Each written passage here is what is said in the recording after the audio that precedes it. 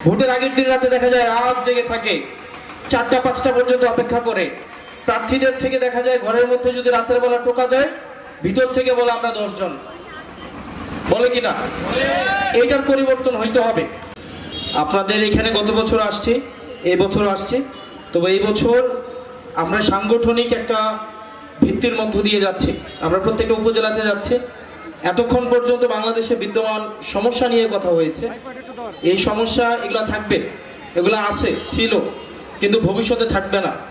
তখন থাকবে না যখন আমরা আমাদের অধিকারটা বুঝে নেওয়ার সাথে সাথে আমরা আমাদের কর্তব্যটাও যখন যথাযথভাবে পালন করব, তখন আর এই জিনিসগুলো থাকবে না।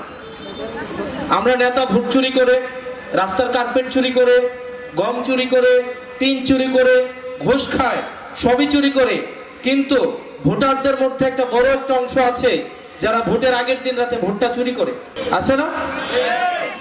ভোটের আগের দিন রাতে দেখা যায় রাত জেগে থাকে, 4টা 5টা পর্যন্ত অপেক্ষা করে।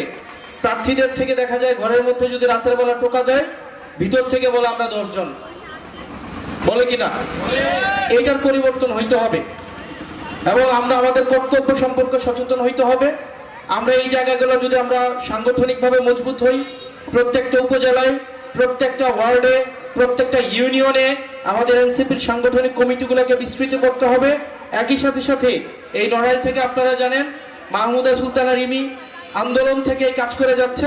আমরা রিমিকে আমাদের জায়গা থেকে সাংগঠনিক এবং সার্বক্ষণিক আমাদের সব ধরনের সহায়তা দিব, যাতে করে তরুণ নেতৃত্ব উঠে আসতে পারে।